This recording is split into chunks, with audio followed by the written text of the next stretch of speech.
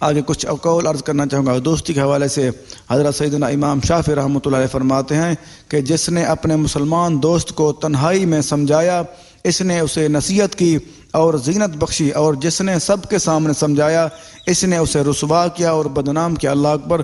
دیکھو حضرت امام شافعی رحمۃ اللہ علیہ ہمیں یہ طریقہ ارشاد فرماتے ہیں، اگر کبھی کسی انسان سے کوئی غلطی، کوئی ہمارے دوست سے غلطی ہو جائے، اس کو اکیلے میں جا کے سمجھانا چاہیے۔ وہ فرماتے ہیں اس نے اس کو نصیحت کی، جس نے اکیلے میں سمجھایا اس نے اس کو نصیحت کی، اور آگے فرماتے ہیں اگر کسی کے سامنے سمجھایا تو اس کو پھر کیا ہوا، اس نے اس کو ذلیل کیا، بدنام کیا اور رسوا کیا۔ اور پہلے فرماتے ہیں جس نے کسی انسان کو، کسی دوست کو اکیلے جگہ میں سمجھایا اس نے اس کو نصیحت کی اور زینت بخشی، اچھا کیا، خوبصورت کیا، کیونکہ وہ باز آ جائے گا، اس سے وہ برائیوں سے باز آ جائے گا، رک جائے گا۔ اور فرماتے ہیں جس نے کسی کے سامنے اس کو سمجھایا۔ آج کا تو ہماری صورتحال یہ الٹی ہوتی ہے، ہم لوگوں کو یہ بتانا شروع کر دیتے ہیں کہ فلاں بندہ یہ برا ہے، میرا تعلق تو ہے لیکن یہ برائیاں کرتا ہے، یہ غلط کام کرتا ہے۔ اس لیے وہ فرماتے ہیں جس نے اس کو کسی لوگوں کے سامنے سمجھایا اس کو رسوا کیا اور وہ بدنام کر رہا ہے، وہ سمجھا اصلاح نہیں کر رہا، وہ بدنام کر رہا ہے۔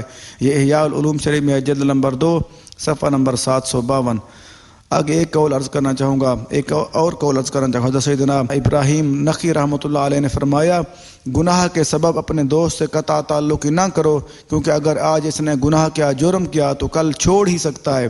دیکھو وہ فرماتے حضرت ابراہیم نخعی رحمۃ اللہ فرماتے ہیں اگر کسی انسان کوئی دوست کوئی غلط کام یا جرم کر لے، اس سے جرم کی وجہ سے دوستی ختم نہ کرو، کیونکہ آج اس نے جرم کیا، کل توبہ بھی کر سکتا ہے، جرم چھوڑ بھی سکتا ہے۔ اس لیے ہمیں یہ چیز سوچنی چاہیے۔ اور اگر کوئی ہمارا دوست ہے، اگر کوئی اس نے غلط کام کیا یا کوئی غلط کام ہو گیا، کل یہ توبہ بھی کر سکتا ہے اور چھوڑ بھی سکتا ہے۔ یہ احیاء العلوم شریف میں ہے جلد نمبر 2 صفحہ نمبر 757۔